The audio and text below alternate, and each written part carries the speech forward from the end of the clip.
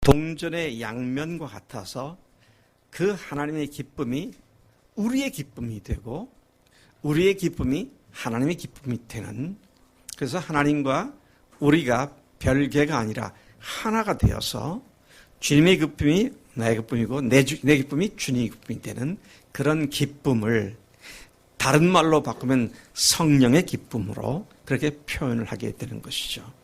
성령께서 주시는 기쁨, 성령 하나님께서만 주실 수 있는 기쁨, 그것이 하나님께 속한 기쁨이며 하나님께 드리는 기쁨이며 우리가 누리는 기쁨이다.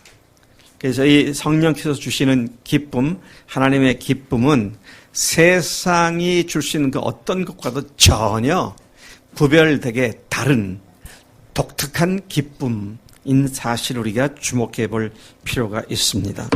어제 말한 바와 같이 예수님께서 십자가에서 죽으시고 그리고 사흘 만에 부활하심으로써 그분이 하나님이심을 증거해 주시는 확실한 증거로 우리가 믿음으로 붙잡고 그 예수님을 향하여 나의 주, 나의 하나님이십니다라고 고백한 그리스도인들에게서 외적으로 보여지는 가장 특징이 기쁨이다. 그렇게 말을 했죠. 네. 그리스도인들의 얼굴에서 기쁨이 떠나지 않는 그런 삶을 살게 된 것이 그리스도인들의 특징이다.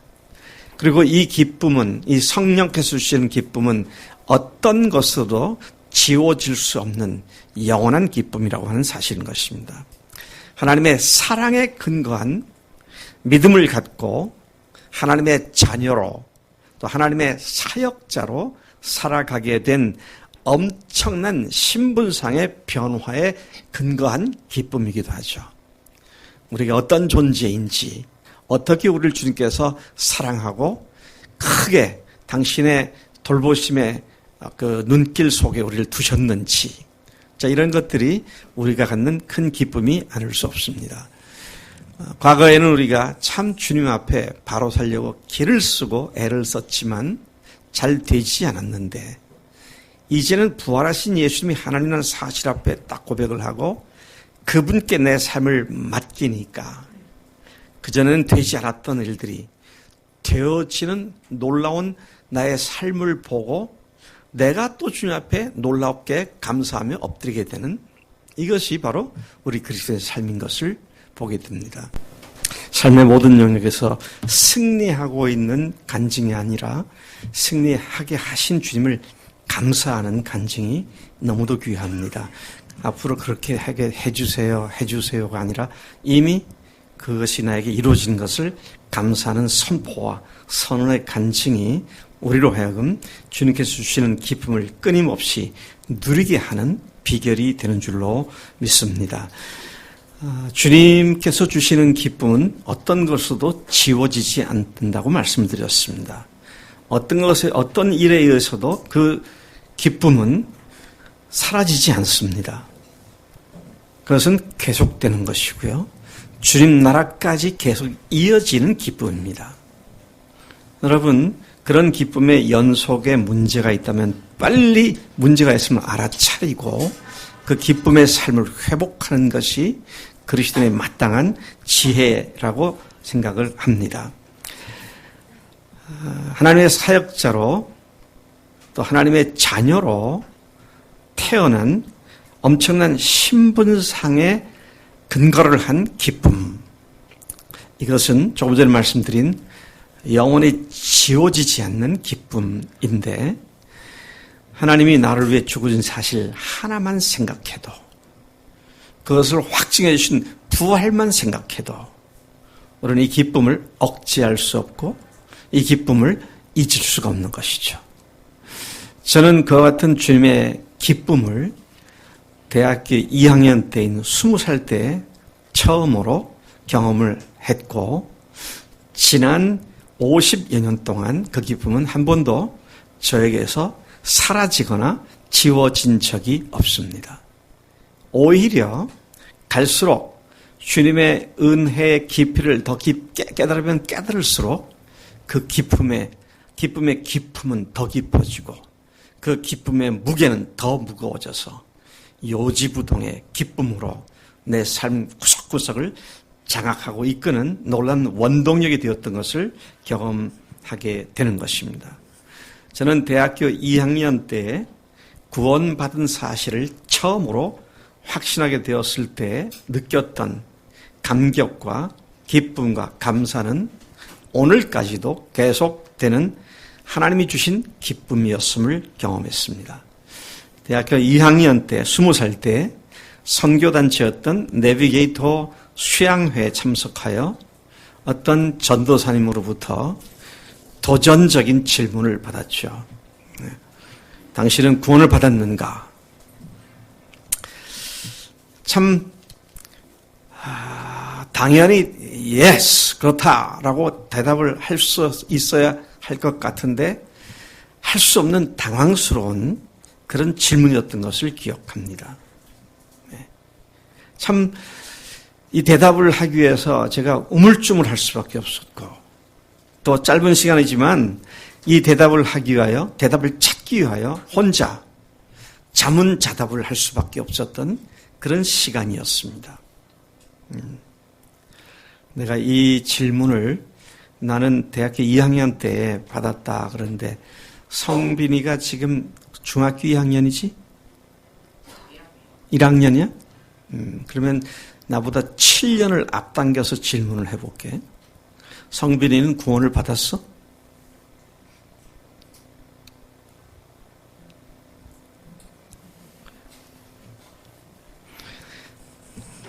내가 꼭 절했습니다. 받았단 말도 못하겠고 받지 못했단 말도 하고 싶지 않고 굉장히 당황스러웠어요.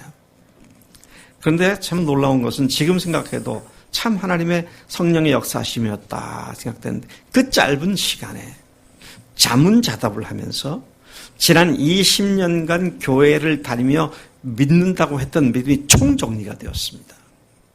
참 짧은 시간이었어요. 저는 그 질문을 받고 비로소 내가 구원을 받았는가? 다른 사람들이 뭐 어떤 은혜를 받았다 이거 말고 내가 구원을 받았는가? 그 질문을 나에게 직접 나 스스로 하게 되었던 것을 기억합니다. 네. 아마 이런 대답을 정리되지는 않았다 할지라도 하나님께서 살아 역사하시는 것을 경험한 때가 아마도 제가 중학교 3학년 때였을 것 같아요. 우리 재한이가 지금 고등학교 1학년이지? 응? 고등학교 1학년이지? 그러니까 재한이보다 한 살 어릴 때에 나는 부흥에 참석을 해서 찬송가 262장을 부르면서 눈물 범벅이 됐던 기억이 있습니다. 그 찬송가는 Old Lang Syne의 곡에 붙어있는 찬송이죠. 그 가사는 이랬습니다. 천부여 의지 없어서 손 들고 갑니다. 주 나를 박대하시면 내 어디 가리까? 내 죄를 씻기 위하여 주 달려 십자가에 죽으셨으니 곧 회개하는 마음으로 주 앞에 옵니다. 그런 찬송이었죠. Old Lang Syne 아시죠? 천부여 의지 없어서 손 들고 옵니다. 찬송을 부르는데 얼마나 눈물이 쏟아지는지 제가 그렇게 많은 눈물을 흘릴 수 있다는 것을 그때 처음 알았습니다. 그치질 않아요. 그래서 그때 불렀던 옛날 찬송을 저는 저희 집에 잘 보관해 두고 있는데 지금도 262장을 펴면 눈물이 얼룩얼룩 져 있는 얼룩진 페이지를 다시 확인해 볼 수 있습니다. 그리고 그 찬송이 끝난 뒤에 집회는 끝났고 그때 부흥 강사께서 하나님께 나아가 기도하라고. 그래서 통성으로 기도하기 시작했어요. 저도 정말 하나님이 나를 모른다 하시면 나를 버리시면 내가 갈 데가 없구나. 필사적으로 주님 앞에 매달려 기도하기 시작했죠. 제 느낌에 15분, 20분 기도를 마치고 이제 기도를 끝냈다고 생각하고 자리에서 일어나기 위해서 눈을 떠서 벽에 붙어 있는 시계를 보니까 2시간이 지났어요. 믿어지지 않더라고요. 저는 제가 기도를 오래 하겠다고 작정하고 2시간 해보자 그런 것도 아니고 그냥 통성으로 기도하기 시작해서 참으로 간절한 마음으로 하나님께 매어 달리고 눈을 뜨니까 2시간이 지났더라고요. 참 신기한 경험이었어요. 그런데 대학교 2학년 때 제가 내비게이터에서 개최했던 수양회에 참석을 했을 때 그분이 나에게 당신은 구원을 받았느냐. 그래서 과거에 내가 믿고 생활했던, 교회 생활했던 것이 짧은 시간이지만 정말 주마등처럼 쫙 스쳐 지나가는 것을 볼 수가 있었습니다. 그리고 저는 참 감사하게도 짧은 시간에 정리가 되어서 드디어 제 입을 벌려서 네, 제가 구원받았습니다. 그때 그분이 다시 질문을 했습니다. 아니, 네가 구원받은 걸 어떻게 알 수 있느냐? 지금 같으면 예수님 부활하셨기 때문에 그렇게 얘기를 할 수 있는데 그때는 그런 걸 몰랐잖아요. 그래서 제가 할 수 있던 답은 하나님의 약속의 말씀을 믿기 때문입니다. 하나님께서 약속하시기를 요한복음 3장 16절에 아들을 보내셨고 저를 믿는 자마다 멸망치 않고 영생을 얻게 하려 하심이라고 말씀하셨기 때문에 나는 그것이 하나님의 약속인 줄로 믿고 제가 구원받은 것을 말합니다. 근데 사실은 그 대답을 하기까지 제 속에서 계속 생각됐던 것은 너는 구원을 받았느냐는 질문에 대해서 왜 이렇게 당황하고 있는가? 구원을 받았다면 받았다고 말을 하거나 못 받았다면 못 받았다고 말을 해야지 왜 이렇게 머뭇거리고 있느냐? 넌 지금까지 도대체 뭘 믿었느냐? 그 제 마음속에서 한마디로 말하면 예수님을 믿었다. 그럼 예수님을 어떤 분이라고 믿었느냐? 너무 잘 알죠. 그래서 요한복음 3장 16절에 떠올랐던 것이고 하나님의 독생자이시고 세상에 오셔서 우리를 십자가에서 죽으신 그래서 모든 죄를 다 사해 주신 하나님이시라는 사실을 믿고 있지 않았느냐. 그때 이제 제 마음속에 생긴 질문이 아주 중요한 질문이었습니다. 예수님께서 2000년 전에 죽으신 것은 이미 발생한 사건이다. 그리고 죽으신 이유는 너의 죄를 용서하시기 위해서 죽으셨다 그랬지 않았느냐. 그분은 이미 죽으셨는데 네 죄가 아직도 용서되지 못했다면 그분이 헛죽었다는 얘기고 그분을 내가 그분의 죽음을 개죽음으로 울고 있다는 얘기가 아니냐. 깜짝 놀랐습니다. 생각이 거기에 미쳤을 때 진짜 제가 문자가 되어 머리를 흔들었어요. 흔들었어요. 내가 잘못 믿으면 예수님의 죽음조차도 헛죽음을 만들 수 있다는 이 끔찍한 사실이 너무도 제 마음속에 큰 끔찍한 사건으로 다가왔기 때문입니다. 그럴 수는 없지. 내가 잘못 믿어서 예수님의 죽음조차도 헛죽음을 만든다는 건 있을 수도 없는 일이지. 그분은 분명히 죽으셨고 내 죄를 분명히 용서해 주셨어. 요한복음 3장 16절을 통해서 분명히 말씀하셨잖아. 그래서 제가 드디어 대답을 하게 되었던 것입니다. 근데 그분이 다시 어떻게 아느냐. 그래서 제가 하나님의 말씀을 믿기 때문이라고. 그리고 그분은 끄떡거리면서 제 말을 받아주어서 한편으로 안심이 되기도 했습니다. 그리고는 그분께서 성경을 한 군데를 펴서 읽어보라고 했어요. 그래서 제가 그것이 요한복음 5장 24절이었는데 그때까지는 잘 믿고 열심히 교회 다니다가 죽으면 그때 하나님께서 나에게 영생을 주실 것이다. 나를 구원해 주실 것이다. 미래에 언젠가 주님께서 나를 그렇게 하실 것이다. 그렇게 믿었었는데 그분이 읽으라고 한 말씀을 보니까 영생을 얻었고 과거형으로 되어 있는 걸 보고 깜짝 놀랐어요. 그리고 한편으로 두려운 마음과 조심스러운 마음이 생겼습니다. 20년 동안 교회 다니면서 내 마음속에 형성되어 있는 영생의 문제는 죽을 때 얻게 되는 것으로 그렇게 알고 있었는데, 그분이 읽으라고 한 요한복음 5장 24절에는 보니까 내가 진실로 너에게 이르노니 내 말을 듣고 또 나 보내신 이를 믿는 자는 영생을 얻었다고 그렇게 말씀이 기록된 것을 보았습니다.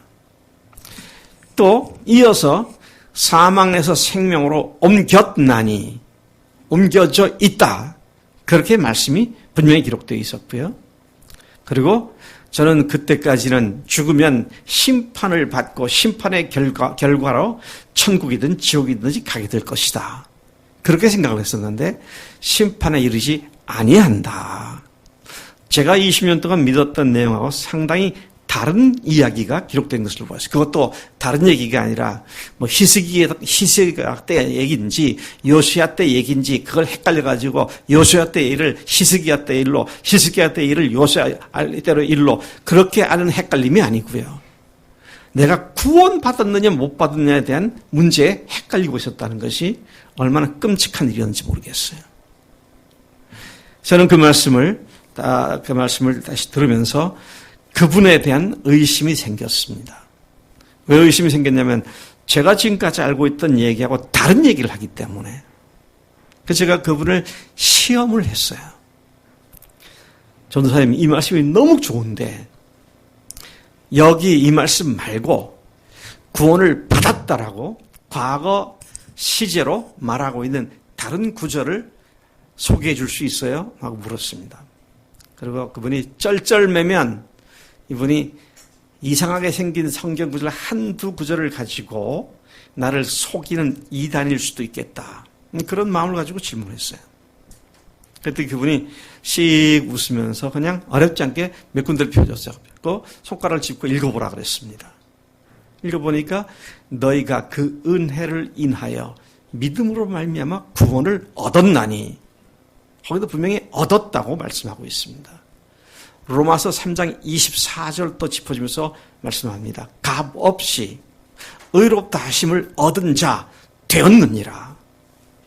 요한복음 1장 12절도 읽으라고 하셨어요. 영접하는 자 곧 그 이름을 믿는 자들에게는 하나님의 자녀가 되는 권세를 주셨으니, 읽으라는 구절마다 구원에 관하여 모두가 과거 시제로 되는 걸 보고 저는 그때 크게 놀랐고, 그리고 그때부터 제 마음에 결심하기를 이제부터는 얻어 들은 얘기, 주워 들은 얘기로 믿지 말고 한 가지를 믿어도 분명하게 하나님 말씀을 찾아 확인하고 말씀의 근거를 가지고 믿어야겠다, 이런 결단을 하고 그 후 성경을 열심히 공부하고 암송하기 시작을 했습니다. 저는 그분과 함께 그런 기쁨의 대화를 나눴지만 여전히 혼돈스러운 문제가 제 마음을 어지럽게 붙잡고 있었습니다. 그것은 바로 성령에 관한 것이었어요. 그 당시 제가 중학교 때부터 대학생일 때까지 그 후에도 여러 했던 그랬습니다마는 많은 부흥 강사 목사님들이 성령을 받아야 구원을 받는다, 성령을 받은 표는 방언하는 거다, 고로 방언하지 못하면 성령을 못 받은 거고 성령을 못 받았으면 구원받지 못한 것이다. 그래서 부흥에 참석할 때마다 필사적으로 방언하겠다고 얼마나 열심히 조사했는지 몰라요. 근데 그게 생각이 난 겁니다. 그래서 제가 그 전도사님에게 물었어요. 전도사님, 이 말씀들을 보니까 제가 너무 기쁜데 한 가지 질문이 있습니다. 그게 뭐냐고. 성령을 받아야 구원받는다고 말씀하셨고, 또 성령을 받은 표가, 구원받은 표가 방언으로 기도하는 것이라고 말했는데, 그 문제하고 오늘 예수를 믿으면 구원받는 문제하고 상충되는 것이 아니냐. 그랬더니 그분이 저는 아주 심각한 문제라고 생각하고 질문을 했는데 생각도 하지 않고 쉽게 톡톡 얘기하기를 요한복음 1장 12절을 다시 읽어보라고. 읽었어요.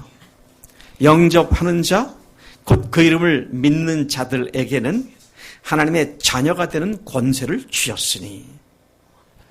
우리 읽고 나니까 질문합니다. 영접하는 자가 어떤 자라고 말하고 있느냐? 그러니까 그 성경 말씀 보니까 영접하는 자, 곧 그 이름을 믿는 자. 영접이라는 것은 예수님, 그분의 이름 예수, 예수님의 이름을 믿는 자. 예수가 이름의 뜻이 뭔가요? 저희 백성을 자기 죄에서 구원하시는 분이시다.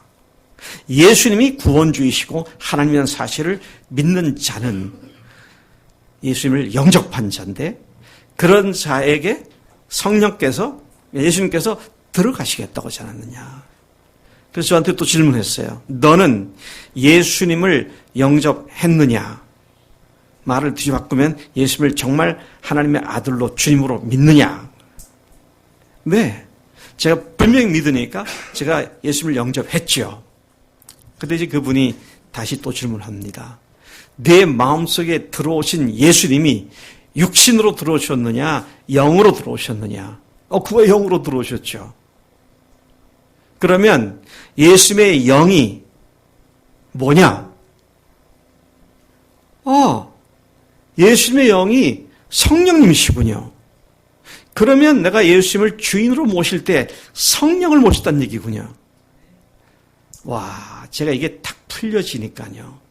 그동안 혼란되었던 것들이 완전히 딱 정리가 되더라고요.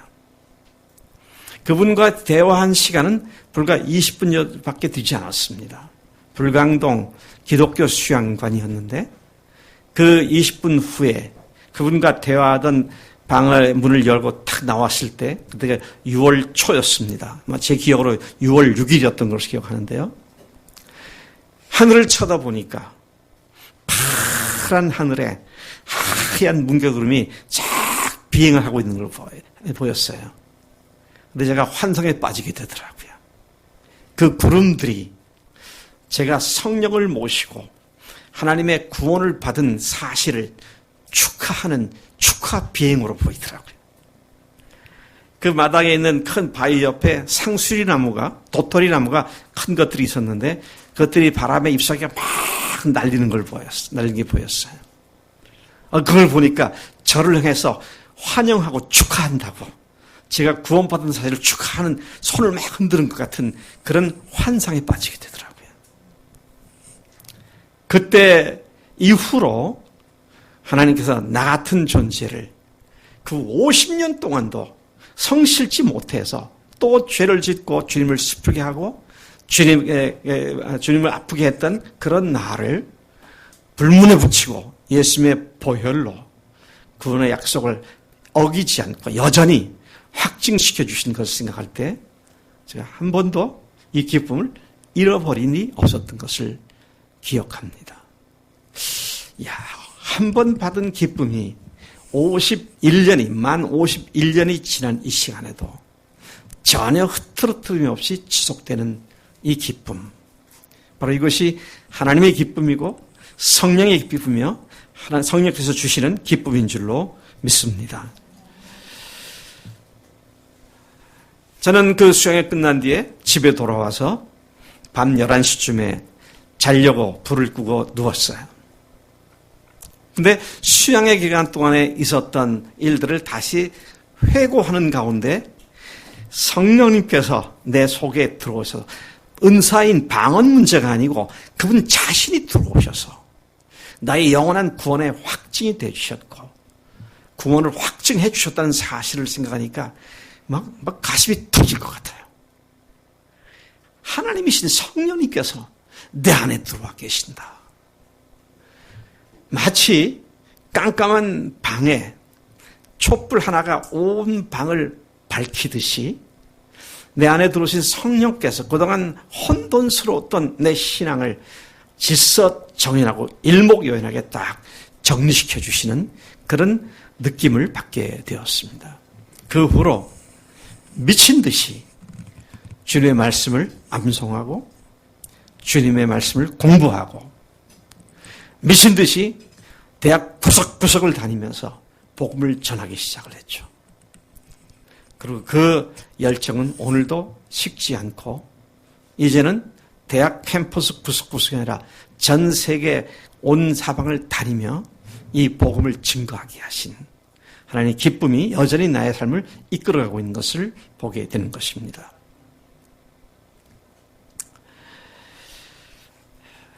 하나님께서는 우리 모두가 주님의 기쁨, 성령의 기쁨으로 충만하게 되기를 원하십니다.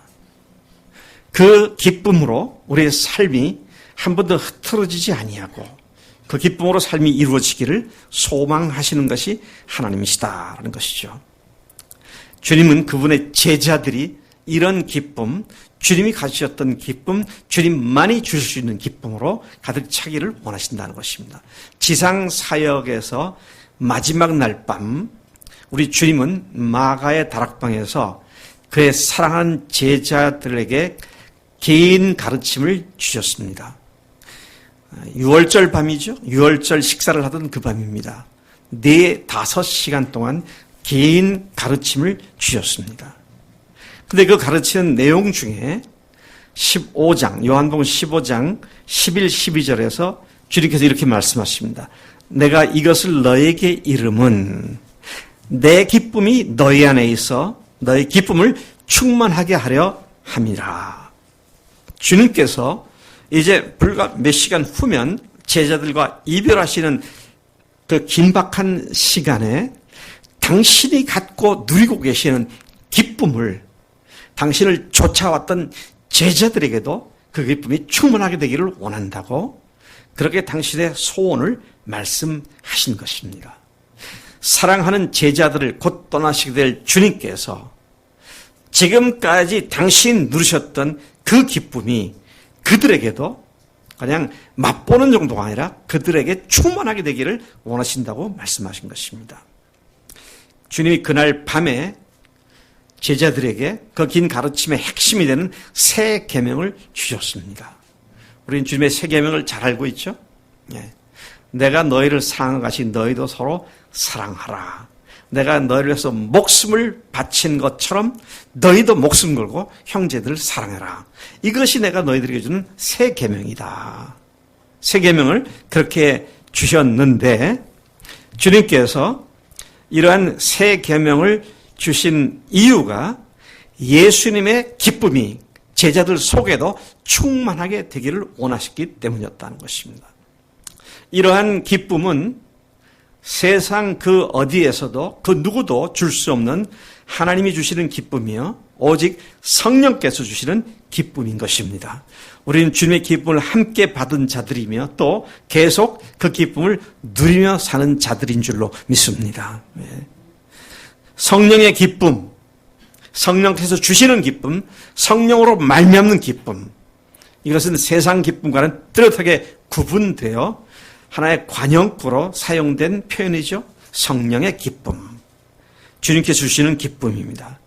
누가복음 10장 21절부터 24절까지에 보면 주님께서 이렇게 하신 것을 기록하고 있는데 그때 예수께서 성령으로 기뻐하시며 주님이 기뻐하시는데 성령으로 기뻐하셨다고 그렇게 말씀을 기록하고 있습니다. 자, 무슨 일로 말미암아 성령으로 기뻐하셨는가? 이것은 예수님의 제자들을 둘씩 짝지어 각 고을과 동네로 가서 귀신도 내어 쫓고 병든 자도 고치고 천국 복음을 선포하도록 내보내신 뒤에 제자들이 돌아와서 기쁨으로 보고를 하죠.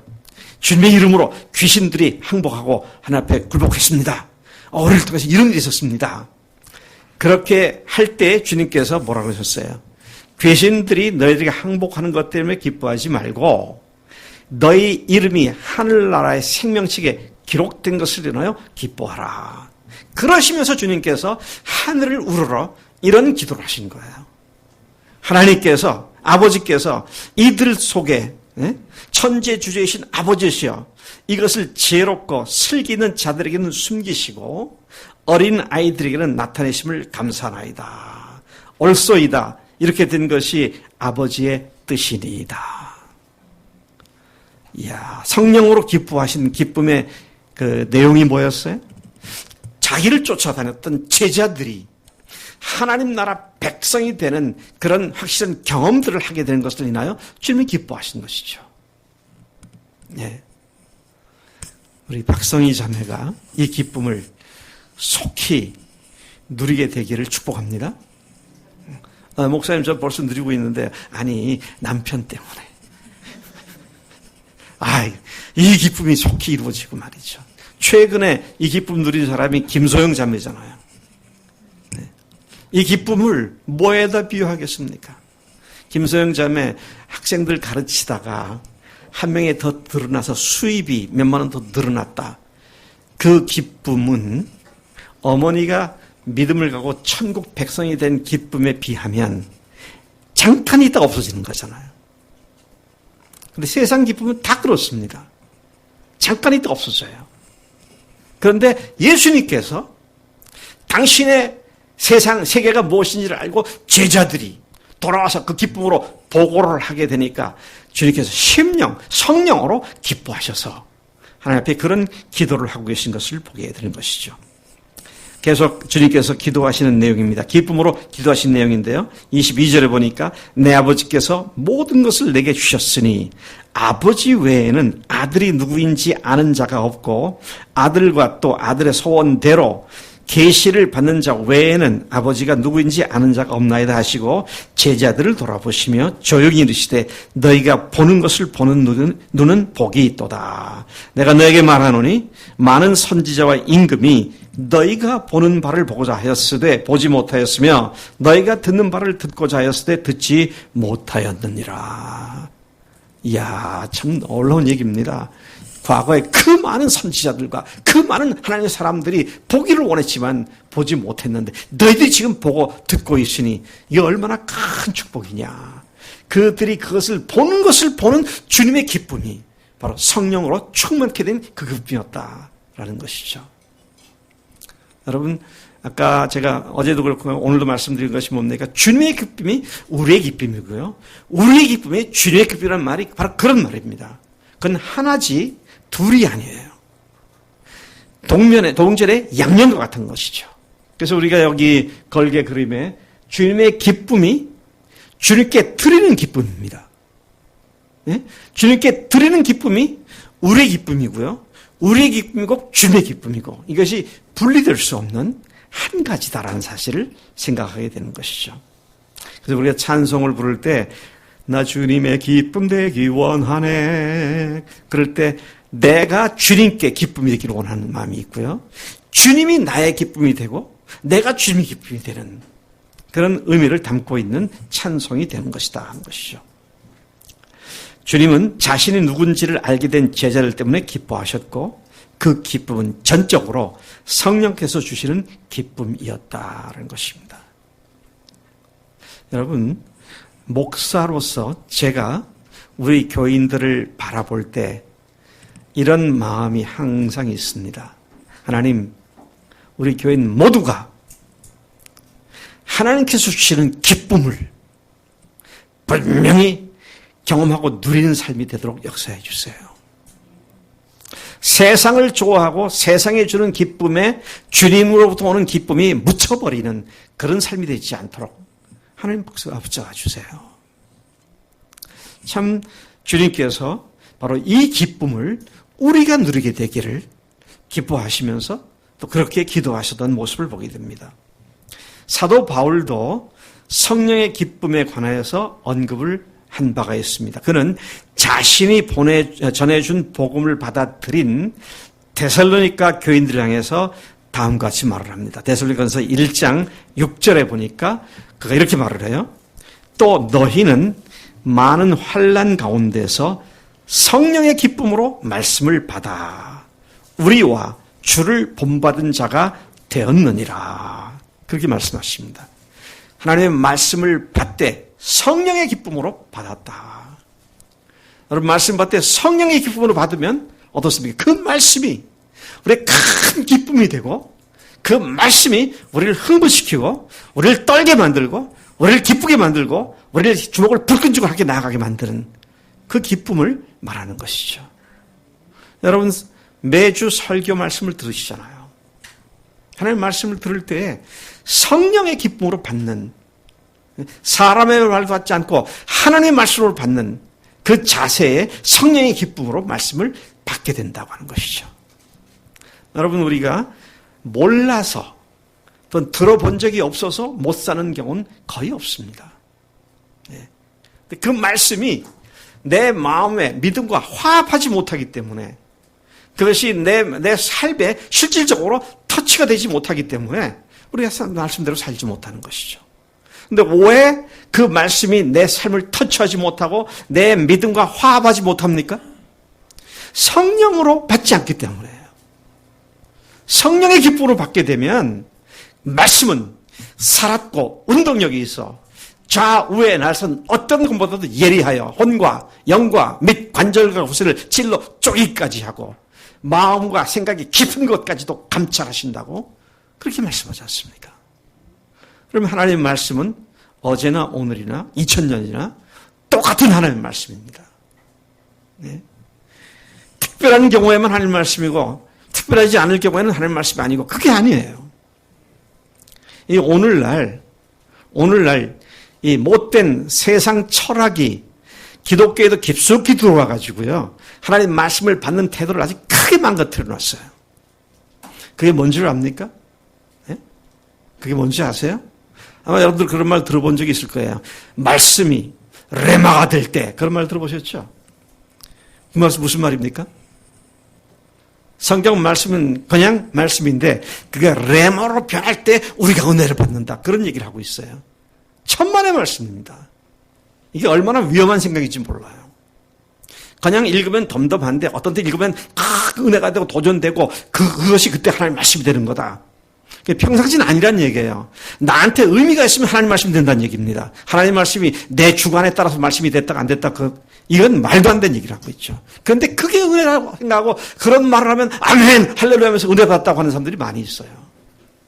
아닙니다. 우리들이 하나님 말씀을 어떻게 받느냐 하는 것이 하나님 말씀을 받느냐 성령께서 하신 말씀을 받느냐 아니면 내 취향에 따라서 말씀을 선별해가지고 이거는 내가 받아들이자 이거는 내가 잘 안 되니까 안 믿고 이런 태도로 받아들이냐 완전한 다른 차원의 이야기가 된다라는 것입니다. 사도 바울은 데살로니가 교인들에게 너희가 많은 환난 가운데서 성령의 기쁨으로 말씀을 받아. 그래서 성령의 말씀으로 받게 되면 어떻게 됩니까? 주와 우리를 본받는 자들이 되었다. 주님을 본받는 자가 되고 주님의 종들을 본받는 자가 되었다. 그렇게 말을 합니다. 하나님께 속한 기쁨이 우리에게 동일하게 나타나고 경험하게 되는 것은 전적으로 성령께서 하시는 일입니다. 그래서 어제 말씀드렸죠. 성령께서 우리 속에 맺혀주시는 열매가 희락이라고 기쁨이라고요. 이것은 우리가 인간적으로 뭘 오랫동안 원했다가 얻으면 기쁜 그런 기쁨이 아닙니다. 하늘에 속한 기쁨이고요. 아버지가 기뻐하시는 기쁨이시고 예수님이 기뻐하시는 그 기쁨이고 성령께서 우리에게 주시는 기쁨이 바로 그러한 기쁨이다. 그런 말씀을 하고 있는 것입니다. 이렇듯 기쁨은 우리가 말하고 있는 성령의 기쁨은 하나님께서 주시는 것이다. 자, 이런 기쁨이 얼마나 풍성히 누려지며 살고 있느냐 하는 것이 오늘 그리스도인으로서 바로 살고 있느냐, 바로 살고 있지 못하느냐 하는 것을 잘 드러내주는 바로미터가 될 수 있다는 것입니다. 사도행전 14장 17절에도 보니까 이런 말씀이 나옵니다. 그러나 자기를 증언하지 아니하신 것이 아니니 곧 여러분에게 하늘로부터 비를 내리시며 결실기를 주시는 선한 일을 하사 하나님이 그렇게 하신다는 겁니다. 그래서 음식과 기쁨으로 여러분의 마음에 만족하게 하셨느니라. 우리에게 기쁨을 주시는 분이 하나님이시다는 사실을 이렇게 말씀하고 있는 것입니다. 예수님의 지상사역 마지막 날 밤, 아까 말씀드린 대로 4-5시간에 걸친 긴 가르침을 주신 후에 예수님 자신이 가르치신 대로 제자들이 그날 그 밤에 가르친 대로 그 복을 누리게 되도록 17장에서 요한복음 17장 그날 밤 마지막 시간에 17장 한 장에 걸쳐서 주님께서 제자들을 위해서 기도하셨습니다. 혹자는 이것을 읽어서 예수님의 위대한 기도장, 또 어떤 사람들은 예수님의 중보 기도장, 그렇게도 말을 하죠. 13장부터 16장까지 13, 14, 15, 16 4장에 걸쳐서 가르친 그대로 이들이, 내 사랑하는 제자들이 그렇게 살게 해주세요. 그런 자들이 되도록 역사해 주세요. 이들을 축복해 주세요. 라고 기도하는 내용이 바로 17장인데 17장 13절에 주님께서 이렇게 기도하셨습니다. 지금 내가 아버지께로 가오니 내가 세상에서 이 마을을 하옵는 것은 그들로 내 기쁨을 그들 안에 충만히 가지게 하려 함이니라. 주님이 떠나시기 직전까지도 제자들을 향해서 가지셨던 간절한 기도의 소원이 뭐였느냐? 당신이 갖고 있는 기쁨을 제자들이 충만하게 갖게 되는 이 기쁨을 갖게 되도록 주님께서 그날 밤 마지막까지 기도를 그렇게 하셨다라는 것이죠.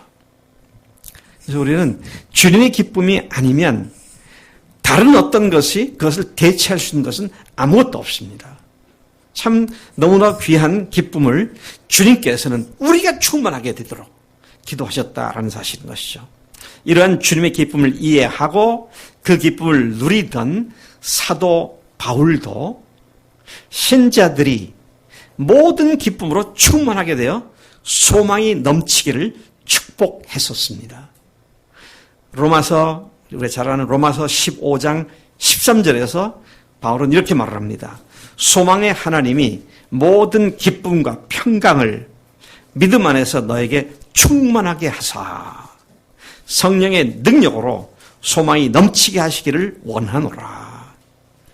야, 어떻게 이렇게 주님이 그렇게 축복하셨고요.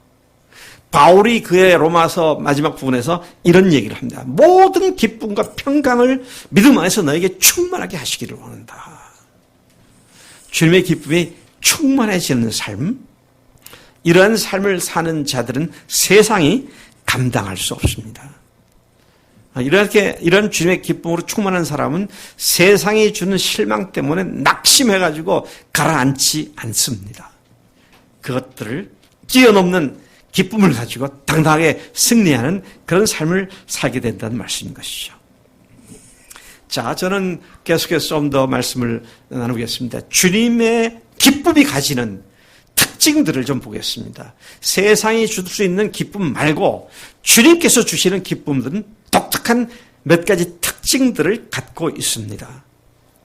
이 세상의 그 어떤 기쁨과도 독특하게 구분되는 주님만이 줄 수 있는 기쁨이라는 것이죠. 자, 첫 번째, 주님께서 주시는 기쁨이 어떤 특징을 갖고 있느냐? 부활하신 주님을 만남으로부터 오는 기쁨이라는 것입니다.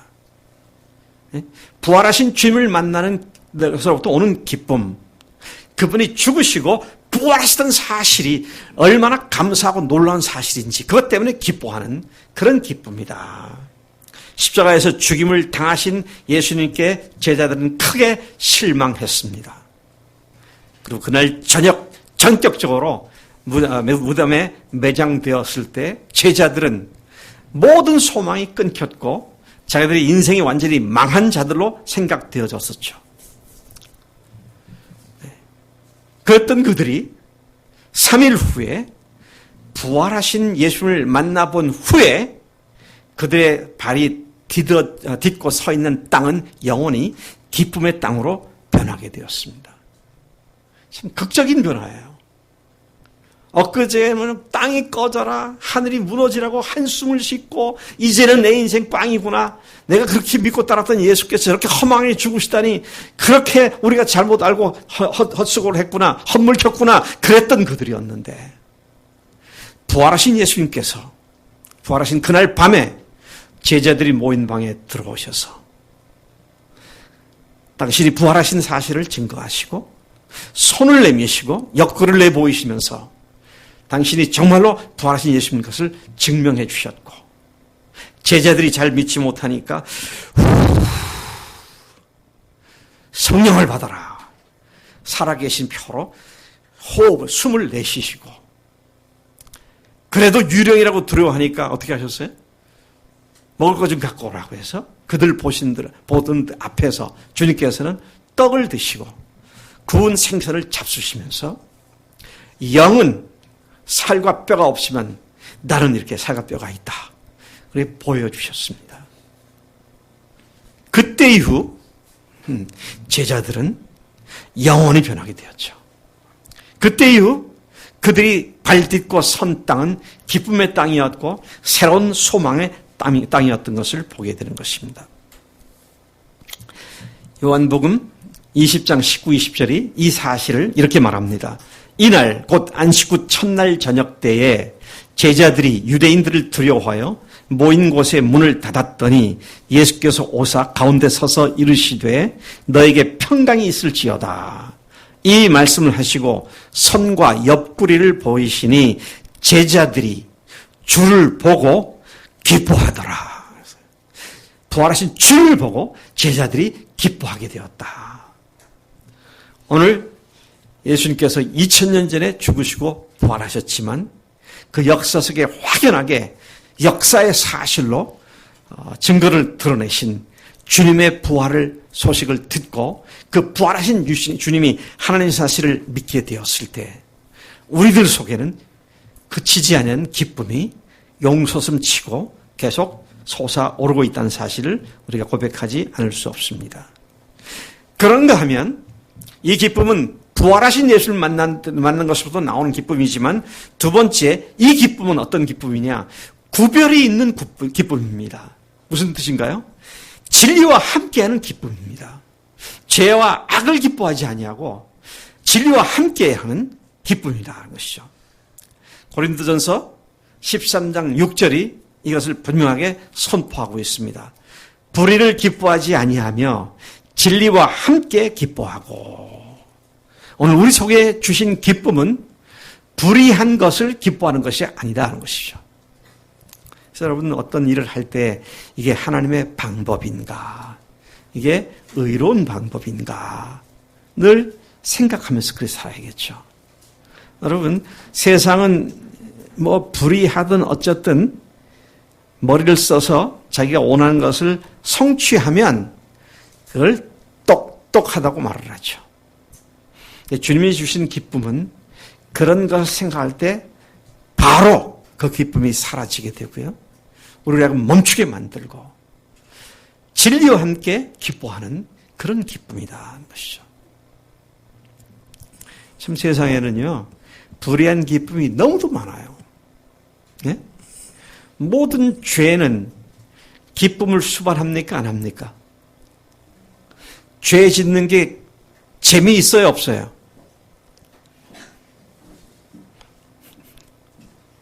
승민이 형 이제 대답하고 움직여. 죄 짓는 게 재미있어? 없어? 재미있지? 재미있어요. 분명해요. 재미있어요. 죄도 지으면 기쁨을 줘요. 근데 그 기쁨이 변해서 어떻게 됩니까? 고통스러운 시름소리가 되죠. 고통스러운 시름소리가 됩니다. 세상에 주는 기쁨은 그래요. 참 아이러니컬한 건요. 세상의 사람들부터 박수갈채를 받게 되면 사람들은 허무감에 빠져버리죠. 참 기가 막힌 얘기입니다. 제가 과거에 들은 얘기 중에 달나라의 첫 발을 내디딘 사람이 닐 암스트롱이죠. 닐 암스트롱이 달나라를 갔다 온 후에 깊은 좌절감과 시리에 빠졌었다고 그러더라고요. 왜? 더 이상 자기가 정복할 것이 없다고 생각했기 때문에요. 그러니까 나중에 노아의 방주를 찾는 일에 그가 남은 여생을 또 집중했었다고 하는 얘기를 듣습니다. 그리고 그가 발견했다고 하는 광주 얘기도 나오기도 하고요. 어쨌든 사람들은 성공을 한 뒤에 좌절감에 빠지게 돼요. 그거면 다 될 줄 알고 그거면 정말 행복할 줄 알았는데 막상 도달하고 나니까 허무하기 짝이 없는 것이죠. 글쎄, 우리 혜미한테 물어보자. 너 보석 중에 제일 갖고 싶은 게 뭐야? 다이아몬드. 아이, 그렇죠. 그럴 줄 알고 내가 질문한 거예요. 몇 캐럿짜리 정도 가지면 좋겠어? 현실적으로. 얼마? 무조건 100캐럿, 200캐럿 그러지 말고, 실제로 내가 가능한 범위에서 최대한 큰 거. 몇 캐럿짜리 정도? 응? 10캐럿. 10캐럿짜리. 야, 얼마인지 잘 모르겠어요. 예, 예. 아마, 글쎄요. 억 단위로 가지 않겠는가. 그런 생각이 들어요. 그랬다 그럽시다. 그래서 이제 아주 좋은 부자 총각을 남편으로 만나가지고, 아이고, 1억짜리, 1억 5천원짜리 다이아몬드 박힌, 이렇게 큰 반지를 줬어요. 기쁠까, 안 기쁠까? 기쁘겠지. 너무 좋겠지. How long? 얼마 동안? 3달. 오케이.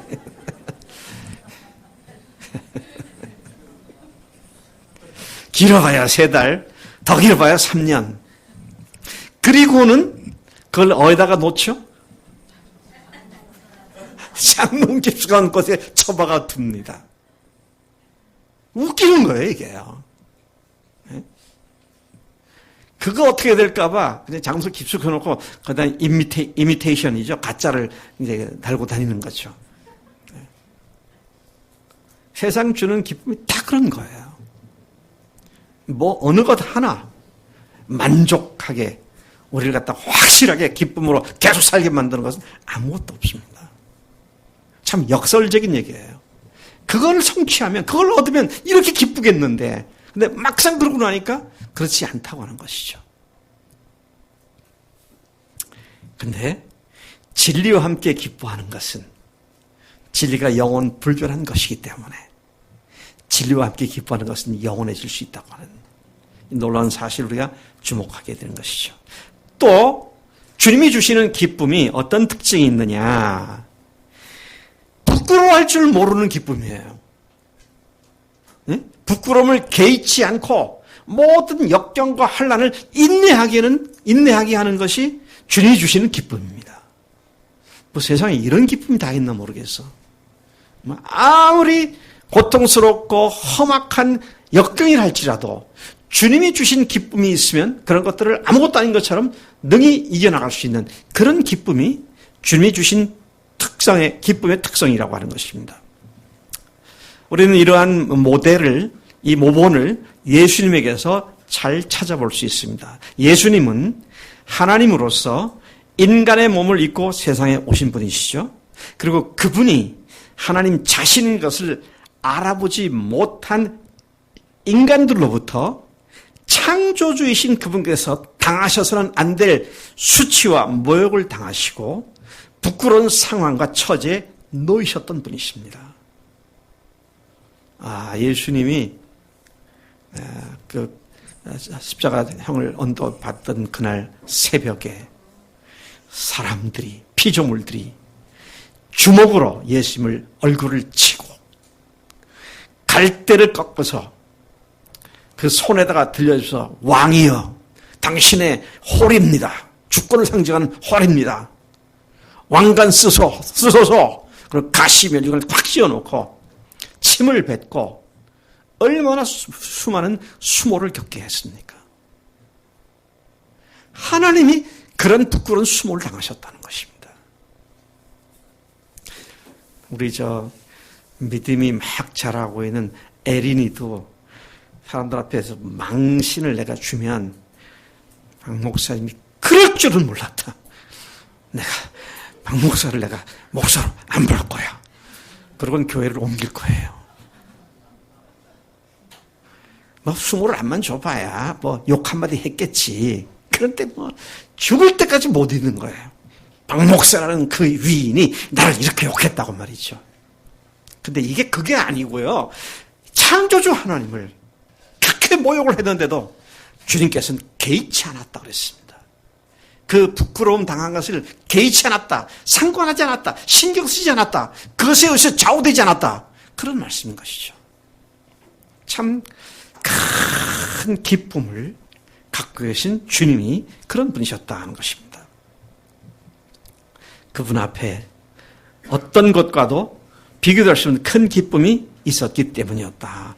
비록 인간들이 자신을 알아보지 못하고 그렇게 무례하게 험하게 다루었지만 부활하신 후 그분이 받게 될 영광의 기쁨을 바라보시면서 그 앞에 있는 모독을 개의치 않고 인내하셨다라는 것입니다. 참 중요한 말씀입니다. 하나님의 기쁨은 우리를 억울하거나 부끄럽게 만드는 자들을 끝까지 인내하게 만드는 특징을 가지고 있어요. 특징을 갖고 있습니다. 히브리서 12장 2절 우리가 잘 아는 말씀이죠. 우리가 잘 아는 말씀인데 보통 우리가 전반부만 제가 주로 말씀을 드렸어요. 근데 후반부에 뭐라고 말해요? 전반부 이렇게 되어 있죠. 믿음의 주요 또 온전케 하시는 이이신 예수를 바라보자. 그게 전반부까지잖아요. 그거 잘 아시잖아요. 그런데 그 다음 뭐라고 했습니까? 그분이 어떤 분인가? 그는 그 앞에 있는 기쁨을 위하여 십자가를 참으사 부끄러움을 개의치 아니하시더니 하나님 보좌 우편에 앉으셨느니라. 여러분, 주님께서 우리를 위하여 그 창조주로서 피조 모르게 그 못된 혐오감을 당하고 그 수모를 당하셔도 개의치 않았던 것은 부활하신 후에 그분께서 받으실 영광과 또 그분께서 온 인류를 구원하시는 만유의 주의 자리로 다시 서게 되실 것을 바라보면서 그런 것들을 개의치 않고 참으셨다. 그런 말씀이죠. 참 우리에게 너무도 귀한 본이기 때문에 그 예수를 바라보라고. 그 예수를 바라보고 인내하며 참으라고 히브리서 12장 2절에서 그렇게 말씀하고 있는 것이죠. 골로새서 1장 11절 말씀도 이러한 인내를 가져오게 하는 기쁨, 그것을 잘 설명해 주고 있습니다. 골로새서 1장 11절에 보니까 이렇게 말씀하고 있어요. 그의 영광의 힘을 따라 모든 능력으로 능하게 하시며 그 다음에 기쁨으로 모든 견딤과 오래 참음에 이르게 하시고 기쁨으로 참고 견딘다고 하는 것이죠. 우리로 어려운 상황을 이기게 만들고 견디게 만드는 것은 기쁨이다 하는 것이죠. 그 기쁨을 바라보는 가운데 지금의 문제를 아무것도 아닌 것처럼 잘 견뎌내게 하신다. 그런 말씀인 것이죠. 우리 다영이 어머니한테 제가 질문 드릴게요. 전에 사시던 곳에서 학교까지 다니시는 것이 참 시간도 많이 걸리고 좀 그랬었죠. 그런데 이쪽 노은 쪽의 아파트를 계약하고 나서는 그냥 힘들어도 잘 참으셨죠. 왜냐? 걸어서 15분밖에 안 걸리는 학교까지 15분밖에 안 걸리는 거리로 이사 갈 것을 생각하면 기대가 되잖아요. 예, 하나님께서 우리에게 주시는 기쁨을 기대한다면 또 지금 그 기쁨이 나의 삶을 모티브로 붙잡고 있다면 우리는 어떤 상황도 원망하고 불평하고 그것 때문에 넘어지지 않고 인내할 수 있고 견디게 한다. 그래서 오늘 이 말씀에 기쁨으로 모든 견딤과 오래 참음에 이르게 하시고 그렇게 말씀을 하고 있습니다. 우리에게 하늘의 기쁨, 성령의 기쁨이 필요함은 이러한 인내를 할 수 있게 해주기 때문이라는 것이죠. 자, 여기서 한 걸음 더 나갑니다. 이 기쁨이 어떤 기쁨이냐? 기쁨이 갖고 있는 특징이 뭐냐? 우리의 약함을 도리어 자랑하게 만드는 것이 우리의 기쁨입니다. 우리의 약함 때문에 우리가 늘 한탄하고요, 속상해하고 늘 그것 때문에 안절부절을 할 수밖에 없는데 오히려 하나님께 주시는 기쁨은 그 약한 것들 때문에 기뻐하고 자랑하게 되는 그런 특성을 갖고 있는 것이 주님께서 주시는 기쁨이다. 그런 말씀인 것이죠. 사도 바울은 자신의 몸에, 육체에 가시가 있다고 말을 했습니다. 몸에 가시가 있으니 얼마나 아프겠어요. 그러니까 몸에 가시가 있다는 말은 자기 육체에 문제가 있다. 어떤 질병이거나 자기의 약점을 얘기하는 것 같아요. 어떤 사람들은 바울이 언변이 약했던 것을 가시라고 말했을 것이다. 그렇게 말하는 사람도 있어요. 그래서 여러분, 바울과 바나바가 1차 선교행 때 어떻게 합니까? 이고니온, 루스드라, 더베 지역에 갔더니 바울이 하는 걸 보고는 바울을 갖다가 스스다. 그 다음에 또 바나바를 허메다. 그렇게 말하는데, 스스는 제우스입니다. 허메는 뭐예요? 허메스. 이건 달변의 신이에요. 달변의 신. 그러니까 바울보다 바나바가 훨씬 더 능력 있는 스피처, 연설가였죠. 그래서 아마 바울이 내가 글에는 좀 글 쓰는 건 좀 하지만 말에는 졸하다. 그런 고백도 했었는데요. 그걸 거다. 그런 사람도 있고요. 또 어떤 사람은 아니다. 그가 실질적으로 눈에 문제가 있었을 것이다. 다메섹으로 가다가 밝은 빛을 보고 눈이 멀었다가 사흘 후에 눈이 벗겨지면서 그가 평생 안질이 있었을 것이다. 그렇게 생각하는 사람들도 있습니다. 그래서 안질이 있으면 어떻습니까? 사람들에게 불쾌감을 주지 않습니까? 그것 때문에 이걸 좀 없어지면 좋겠는데 하나님 어떻게 해주세요. 그런 기도를 했을 것이다. 그렇게 보는가 하면 또 어떤 사람은 또 다르게 말을 합니다. 그가 자기의 작은 키 때문에 그런 말을 했을 것이다. 뭐 여러 가지 말을 합니다. 자, whatever. 그게 뭐든지 간에. 뭐가 그의 문제든지 간에. 우리가 주목해야 할 것은 뭡니까? 자기 육체에 있는 가시를 없애달라고 3번씩이나 하나님께 간구를 했는데, 하나님께서 말씀하시기를 내 은혜가 네게 족하도다. 이는 내 능력이 약한 데서 온전하여 짐이니라. 그렇게 말씀을 하셨다.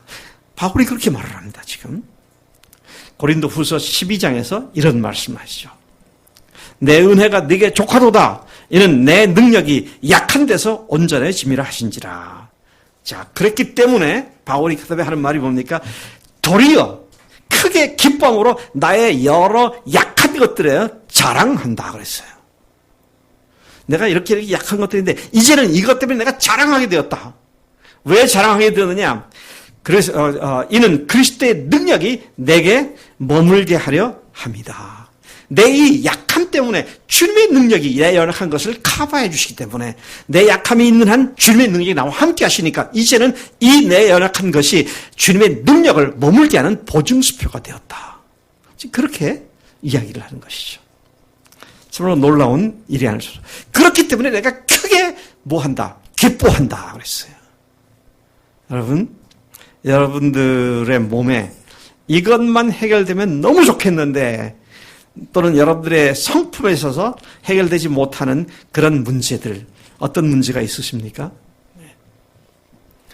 그것 통해서 주님의 능력이 머물게 되는 통로라고 믿는다면 오히려 그것을 도리어 크게 기뻐하고 자랑할 수 있게 되는 줄로 믿습니다.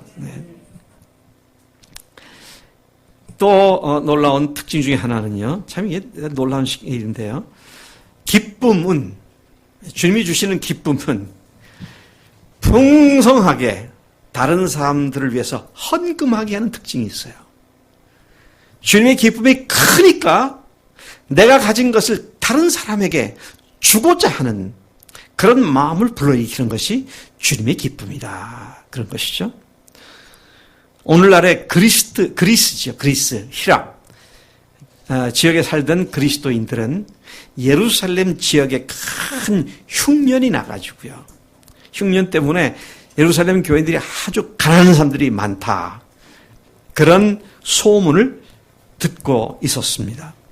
그래서 그 소문을 들은 그들이 가본 적도 만난 적도 없는 예루살렘 교인들을 위해 거액의 헌금을 보내게 됩니다. 그런데 그들이 그러한 헌금을 할 수 있었던 이유가 뭐냐? 바로 기쁨 때문이었다는 것입니다. 우리는 돈을 누구에게 주는 일을 잘 하지 않습니다. 그렇죠? 안수림 자매 누구한테 돈을 자주 줘요? 달라 그럴까봐 겁나지. 누가 달라 그럴까봐. 예. 예, 그렇게 좋아하지 않습니다. 하지도 않고 좋아하지도 않아요. 그러나 부활하신 주님 때문에 영원한 생명을 누리는 우리는 우리를 구원하신 그 사실로 말미암아 넘쳐나는 기쁨으로 다른 사람들의 필요를 돕는 헌금을 할 수가 있게 된다는 것이죠. 로마서 15장 26, 27절에 보니까 이런 일이 또 다른 지역에서도 발생을 했습니다. 지금은 로마에 대한 얘기겠지만 지금 여기 보니까 마게도냐와 아가야 사람들이 그렇게 말합니다. 예루살렘 성도 중 가난한 자들이 하여 기쁘게 얼마를 연보하였음이라. 기쁘게 연보를 했다. 저희가 기뻐서 하였거니와. 기뻐서 했다 그랬어요. 주님께서 주신 기쁨은 다른 사람들 돕는 일을 기꺼이 할 수 있게 만들어준 특징을 갖고 있는 것이죠. 저희는 그들에게 빚진 자니 만일 이방인들이 그들의 영적인 것을 나눠 가졌으면 육적인 것으로 그들을 섬기는 것이 마땅하니라. 유대인들로부터 그들이 헌금할 때 이런 의도였습니다. 유대인들로부터 이 복음을 우리가 받아들였으니 우리가 갚음을 뭘로 했느냐. 그들이 어렵다니까 헌금으로 갚자. 조금이라도 갚음이 되면 좋겠다. 그런 마음이었다라는 것이죠. 여러분, 좀 우리 교회 청년들을 좀 많이 격려해 주세요. 네. 우리 교회 청년들 전 세계 어디 내놔도 부끄럽지 않은 청년들이에요. 네. 여기 사람들이 믿음 안에서 잘 자라고 서로 격려될 수 있도록 식사도 자주 사주시고요. 어떤 교인이 얼마 전에 딱 그냥 그 섬마을에다가 돈을 갖다 20만 원 맡겨놓고 청년들 와서 먹으라고 그렇게 하라고 말이죠. 어제 그제 인섭이 형제가 나한테 카톡을 보냈더라고. 근데 보니까 수환 형제가 보낸 걸 캡처해서 나한테 보냈더라고요. 근데 내용을 보니까 수환 형제가 아주 인섭이 형제 청년들을 위해 수고하는 것에 대해서 아주 격려하는 글을 썼더라고요. 이건 눈물이 날 정도로 감사해요. 네? 참 귀한 일들이죠. 주님께서 주시는 기쁨이 있는 사람들은 주님을 사랑하는 사람들을 향해서 뭔가를 주고 싶은 마음이 있고요. 그것도 기쁨으로 하게 되고 그것이 또 시너지 효과를 갖고 와서 이것이 2배, 4배, 10배로 또 번지게 되고 그래서 함께 세워져 가는 그런 결과를 가져올 수 있다고 하는 것이죠. 자, 그들은 어떻게 했습니까? 고린도 교인들도 동참을 했는데 그들은 환난과 시련 가운데에 넘치는 기쁨과 풍성한 연보를 드릴 수 있었습니다. 고린도 후서 8장 2절이 이 사실을 얘기하고 있는데 환난의 많은 시련 가운데에서 그들의 넘치는 기쁨과 극심한 가난이 넘치는 기쁨과 극심한 가난이 그들의 풍성한 연보를 넘치도록 하게 하였다. 가난이 극심하게 돈이 없잖아요. 없는데도 기쁨으로 넘치도록 하게 되는 이런 특성이 주님께서 주시는 기쁨이다. 그런 말씀인 것이죠. 자, 제가 이걸 얘기를 시작하면 시간이 많이 걸리겠지만 그러나 좀 해야 할 것 같아요. 주님이 주시는 기쁨을 아예 저는 특성이 뭐다 이런 것에서 하나 뚝 띄어갖고 너무 거창한 것이기 때문에 따로 띄어가지고 큰 제목으로 만들었어요. 우리에게 주신 기쁨이 어떤 기쁨이냐? 상황을 반전시켜버리는 기쁨이다 하는 것입니다. 주님이 주시는 기쁨은 모든 상황을 다 뒤집어 엎어서 반전시키는 그런 기쁨이다 하는 것이죠. 예수님을 주님으로 모신 자들에게 부어주신 주님의 기쁨은 모든 상황을 반전시키는 능력을 갖고 있는 기쁨이다. 그 기쁨은 죽은 자 가운데서 다시 살아나신 주님의 부활의 능력과 관계된 기쁨인 것입니다. 주님은 모두를 죽음은 모두를 절망시키지만 부활은 그 죽음의 절망을 깨트리고 새로운 생명의 역사를 불러오는 하나님의 놀라운 능력이라고 하는 것이죠. 그래서 우리에게서 이 기쁨이 사라지면 그리스도의 삶을 살 수가 없는 겁니다. 망한 것 같은데 거기서 새로운 성공이 싹 터나고, 끝난 것 같은데 거기서 새로운 시작이 출발되고, 절망할 수밖에 없는 패배의 한복판에서 다시 소망과 승리의 확신을 갖게 해주는 놀라운 하나님의 능력이기에, 그 능력으로 말미암는 기쁨은 죽음의 골짜기를 생명의 동산으로 바꾸는 반전의 역사를 일으키는 것이 주님께서 주시는 기쁨이다 하는 것입니다. 사도 바울은 누가 봐도 완전히 망한 것 같은 인생을 산 사람입니다. 그 일생을 쭉 산 것을 내가 이렇게 살았다라는 걸 말을 가끔 보면은 완전히 망한 인생을 산 사람 같아요. 왜 그렇습니까? 그가 한 말이 이런 얘기입니다. 고린도 후서 11장 23절에서 27절까지 보니까 그렇게 말합니다. 내가 수고를 넘치도록 하고 옥에 갇히기도 더 많이 하고 매도 수없이 맞고 여러 번 죽을 뻔하였으니, 이 정도면 망한 인생 아닙니까?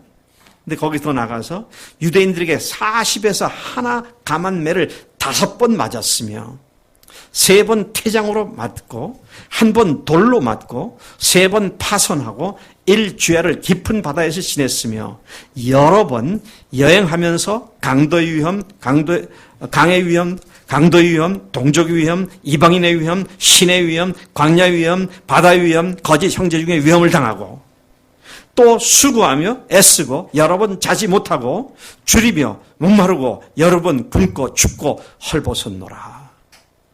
이 정도면 망한 인생 아닙니까? 여러분 이렇게 살기를 원하세요? 제가 누구인가 이렇게 축복을 한다면 아마 그 축복을 완전히 거부할 겁니다. 아무개 형제는 이렇게 되기를 원한다 그러면 늘 천리말리 도망갈 거예요. 누가 봐도 싫은 생활이에요. 참 인간이 계산이 빨라요. 왜 빠르냐 하면, 제가 좋아하는 인물 중에, 구약의 인물 중에 하나가 야곱입니다. 그가 얼마나 참 하나님의 복을 누린 데 있어서 철저했던지. 그래서 어떤 사람의 애기 이름을 야곱이라고 짓자. 그랬더니 한마디에 거절하더라고요. 왜 거절하는 거 봤더니 야곱같이 험한 인생 살까봐. 근데 예수님을 믿고 주님께 헌신했던 사도 바울이 망한 것 같은 그런 인생을 살았다고 고백을 합니다. 자, 그런데 그는 놀라운 반전의 고백을 하면서 자신이 얼마나 기뻐하면서 반전의 삶을 살아왔는지를 장엄하게 간직합니다. 그가 고백하는 비참해 보일 수밖에 없는 삶의 모습에 비하여 말할 수 없는 영광스러운 승리의 계가를 부르고 있는 그런 모습을 보게 되는 것이죠. 고린도후서 6장 우리 잘 아는 대로 8절부터 10절까지죠. 영광과 욕됨으로 그러했으며 악한 이름과 아름다운 이름으로 그러했느니라. 우리는 속이는 자 같으나 참되며 무명한 자 같으나 유명한 자요, 죽은 자 같으나 보라 우리가 살아있고 징계를 받는 자 같으나 죽임을 당하지 아니하고 근심하는 자 같으나 항상 기뻐하고 가난한 자 같으나 많은 사람을 부유하게 하고 아무것도 없는 자 같으나 모든 것을 가진 자로다. 주님의 기쁨을 누리고 있는 사람들은 현상을 뛰어넘는 하나님의 세계가 주는 그 기쁨을, 그 풍성함을 누린다고 고백을 하고 있는 것이죠. 우리가 외적으로 보면 근심하는 자 같지만 항상 기뻐하는 삶을 산다. 바울이 그렇게 말하고 있는 것이죠. 그리고 이 기쁨은 무슨 기쁨이냐? 결코 그 어떤 것도 그 누구도 빼앗을 수 없는 기쁨이다 하는 것이죠. 결코 어떤 상황도 빼앗아 갖고 누구도 빼앗을 수 없는 것이 주님이 주시는 기쁨이다. 우리 주님은 지상사역 마지막 날 밤 마가 다락방에서 당신이 체포당하시고 죽임을 당하심으로써 제자들이 잠시 근심하게 될 것이라고 예고하셨습니다. 16장 20절을 보니까 내가 진실로 진실로 너에게 이르노니 너희는 곡하고 애통하겠으나 세상은 기뻐하리라. 너희는 근심하겠으나 너희 근심이 도리어 기쁨이 되리라. 예수님을 십자가에 처형함으로써 악한 마귀의 지배하에 살아가던 세상은 기뻐할 것이지만 나를 따르던 너희는 내가 그렇게 죽게 될 때 곡하고 애통하게 될 것이라고 말씀하신 것이죠. 그러나 주님은 곧 이어 제자들을 다시 격려해 주십니다. 20절, 21절, 20절에 그분이 격려하신 걸 보면 이렇게 격려하십니다. 여자가 해산하게 되면 그때가 이르렀으므로 근심하나 아기를 낳으면 세상에 사람 난 기쁨으로 말미암아 그 고통을 다시 기억하지 아니하느니라. 지금은 너희가 근심하나 내가 다시 너희를 보리니 너희 마음이 기쁠 것이요 너희 기쁨을 빼앗을 자가 없으리라. 아멘, 아멘. 너희 기쁨을 빼앗을 자가 없을 것이다. 그 어떤 존재도 너희들이 내가 주는 기쁨을 빼앗을 존재가 없다. 그렇게 말씀하시죠. 죽었다가 사흘 만에 부활하실 것을 암시하신 주님은 부활하신 주님을 다시 보게 될 그들이 그때 얻게 될 기쁨은 이 세상에 그 누구도 빼앗을 수 없는 기쁨이라는 사실을 확언해 주셨습니다. 오늘 우리는 우리를 위해 죽으시고 부활하신 예수님을 나의 주, 나의 하나님으로 고백함으로써 하나님께서 주시는 기쁨을 받은 자들이 된 줄로 믿습니다. 그러기에 아까 이은혜 자매가 고백한 것처럼 그렇다고 지금 완전히 그 삶에서 승승장구하는 건 아니잖아요. 그런데 거기에서 감사할 수 있고 기뻐할 수 있게 된 것처럼 우리의 삶은 반드시 주님께서 책임지시고 지켜주시기 때문에 주님께서 부활하심으로 우리에게 주신 기쁨이 우리를 영원하게 붙들어 줄 줄로 믿습니다. 예수님 부활하셨습니다. 예수는 나의 기쁨이십니다. 그 기쁨은 영원한 것이고 그 기쁨은 결코 변하지 않고 쇠하지 않고 멸하지 않을 것입니다. 오늘도 이 기쁨으로 당당하게 살아가는 우리들의 삶이 될 것을 믿습니다. 같이 기도합니다. 하나님 아버지 감사합니다. 이 아침에 저희들을 다시 불러주시고 수양의 둘째 시간을 갖게 하시고 하나님께 주시는 기쁨이 세상에서 주는 그 어떤 기쁨하고도 전혀 구분되어 버리는 참으로 진리와 함께 기뻐하고 불의를 기뻐하지 아니하고 모든 상황을 역전시키는 그런 기쁨인 것을 감사합니다. 하나님 이 기쁨을 가진 자로서 주님은 나의 기쁨이십니다라고 외치며 악한 마귀에 조금도 마음을 뺏기지 않고 기쁨의 주요 온전케 하시는 이신 주님만을 바라보며 달려나가는 우리가 되도록 인도하시는 줄로 믿습니다. 부활로 악한 마귀의 권세를 영원히 깨트리신 주님의 승리가 우리의 기쁨이오니 부활의 승리를 가지고 당당하게 사는 우리 모든 교인 되도록 축복하신 줄로 믿습니다. 감사합니다. 예수님의 이름으로 기도했사옵나이다. 아멘, 아멘.